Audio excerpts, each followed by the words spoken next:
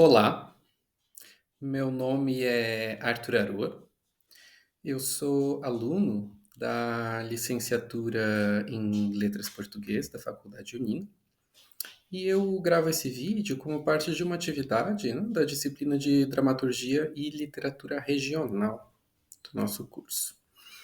Nessa atividade, foi solicitado que nós alunos escolhêssemos um exemplo de um evento cultural que tenha ocorrido ou que ocorra regularmente em nossas próprias cidades e que apresentássemos um pouco, né, fizéssemos um breve relato de que evento é esse e se a gente teve alguma experiência com ele, né. Eu vivo em Curitiba, capital do Paraná. Posso dizer, portanto, que eu sou, de certa forma, privilegiado em relação ao acesso a eventos culturais, porque há inúmeros eventos culturais que ocorrem na cidade, né? Tanto de forma regular, quanto de forma anual ou bianual, como também eventos de edições únicas, né? E entre todas essas opções, né, que seria possível falar, eu decidi falar brevemente sobre o Festival de Teatro de Curitiba, por ele ser um dos maiores e mais tradicionais eventos culturais da cidade, mas também por eu já ter participado dele, né, como público, por diversas vezes. E, assim, o Festival de Teatro de Curitiba, ele chegou em 2024, nesse ano, a sua 32ª edição. Então já é um evento aí que existe há muitos anos, né? E ele é considerado o maior festival cênico do Brasil, em porte.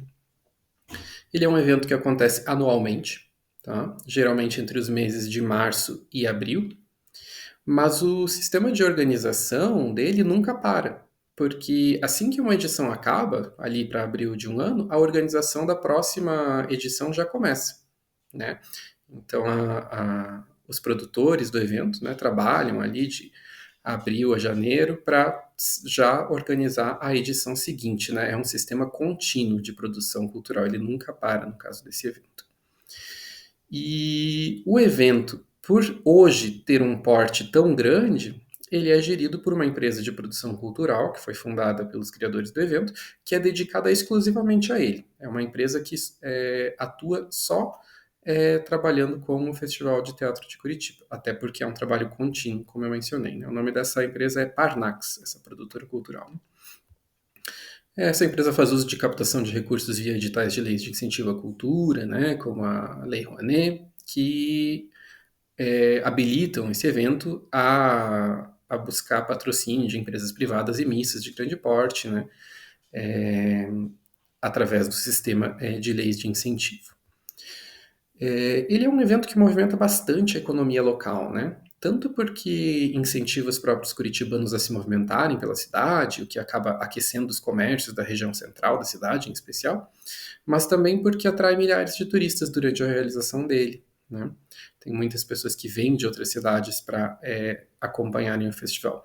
Além, claro, de todas as centenas de artistas, diretores, trabalhadores, companhias e todas as companhias de teatro e seus membros, né, que atuam durante o evento e que vão ficar na cidade durante a realização dele. Então, ele é um exemplo de um evento que tem um impacto positivo economicamente falando, né? Ele tem um impacto positivo no comércio, no setor gastronômico da cidade, no setor hoteleiro, de transportes e diversos outros serviços da cidade, porque toda essa movimentação de pessoas vai demandar serviços que a cidade vai oferecer, né? Então aquece a economia.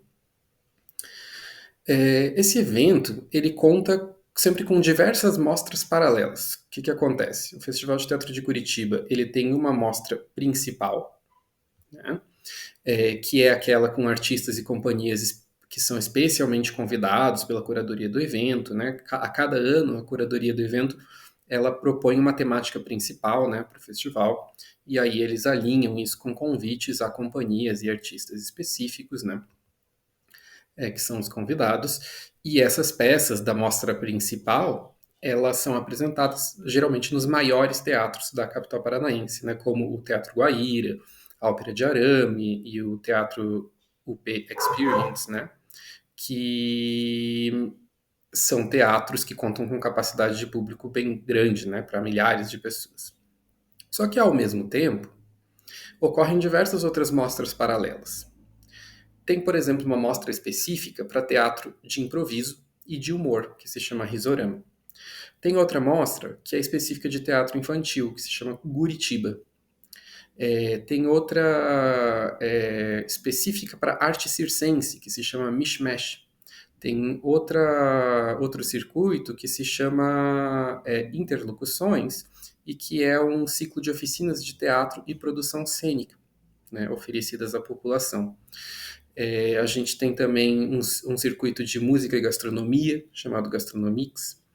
É, Tem um outro chamado Rodada de Conexões, que envolve palestras e bate-papos entre o público, curadores do festival, diretores das companhias envolvidas, né?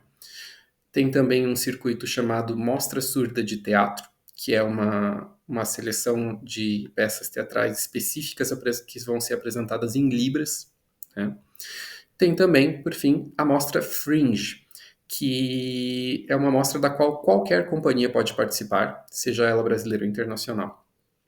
Ela é organizada a partir de um sistema de inscrições anual, no qual companhias de teatro que gostariam de apresentar alguma peça no âmbito do festival podem se inscrever. Aí é feita uma seleção bem ampla, né? O Fringe ele conta com centenas de espetáculos que são realizados daí nos inúmeros teatros de pequeno porte da cidade, mas também nos teatros de rua, que tem alguns teatros municipais de rua na cidade, e também em praças públicas, em ruas e assim por diante.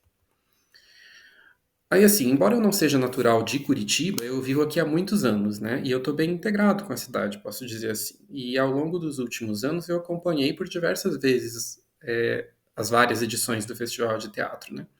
As peças da mostra principal são, claro, aquelas de maior apelo, né? Trazem diretores e atores de grande renome e assim por diante. Elas trazem sempre o que há de pesquisa, apresentação e experimentação de ponta do cenário dramatúrgico nacional, né? E sempre que possível, se eu tenho dinheiro para as entradas dela, porque as entradas da mostra principal são um pouco mais caras, eu tento assistir a pelo menos uma peça. Mas nem todo ano dá, né? E assim por diante. Só que é possível aproveitar o festival através de todos esses outros circuitos. Então, eu já acompanhei peças do Risorama, que é o de humor, já acompanhei crianças para assistir peças na série do no circuito do Guritiba, né, peças infantis, já dei uma zapiada pelo festivalzinho gastronômico, do circuito gastronômico e assim por diante, né? Mas eu admito que eu tenho um carinho especial pela mostra Fringe, pelo fato de ela ser aberta, né? O que isso quer dizer? É, Nela, é, se tem uma abertura, né, para companhias do Brasil todo e também de outros países. Então ela gera, eu tenho a sensação, uma integração da experiência dramatúrgica com o cotidiano da população. Porque, como a Fringe acontece em teatros menores, com preços mais acessíveis, e também em espaços públicos de forma gratuita, ela gera uma espécie de disrupção do cotidiano dos habitantes, né, da capital paranaense. Porque quando os habitantes estão transitando pelas zonas centrais da cidade e o evento está acontecendo, ele dura ali 2 meses, nessa época é muito comum, se uma pessoa está andando no centro da cidade ou nas regiões centrais, ela se deparar com apresentações se iniciando ou em andamento ali no meio da rua, né? Então, às vezes você está passando ali numa região central e você percebe uma peça acontecendo ou começando ali numa praça, numa coisa gratuita e você acaba parando, né, para acompanhar aquilo e assim você participa do festival no meio do teu próprio cotidiano, né? Eu também tenho um certo apreço por esse evento em razão de que muitos amigos já trabalharam nele, seja como atores, né, de companhias que participaram do circuito Fringe, seja como monitores, auxiliares de logística, estagiários, produtores culturais e por aí vai. Quando eu era mais jovem, eu fiz um curso técnico de produção de eventos no Instituto Federal do Paraná e lá eu conheci muitas pessoas que já atuavam ou que iriam atuar no setor de produção de eventos em Curitiba, né? E eu também fiz uma graduação em artes aqui em Curitiba, então muitos indivíduos, né, que circulam por esses meios acabam também atuando em eventos de uma forma ou outra, né, em eventos culturais. Então acaba que eu tenho uma boa familiaridade com diversos desses eventos culturais da cidade, que eu conheço muitas pessoas envolvidas na produção deles. Eu mesmo trabalhei em alguns, né? Eu trabalhei, por exemplo, em um circuito uma vez da Bienal Internacional de Arte de Curitiba. Nunca trabalhei pessoalmente no Festival de Teatro, mas aprecio o Festival de teatro enquanto público. E, e eu tenho então um apreço por esse evento, né, o Festival de Teatro, tanto pelo impacto e alcance dele, porque ele é um evento de grande porte e que acontece, né, todo ano, né, tradicionalmente.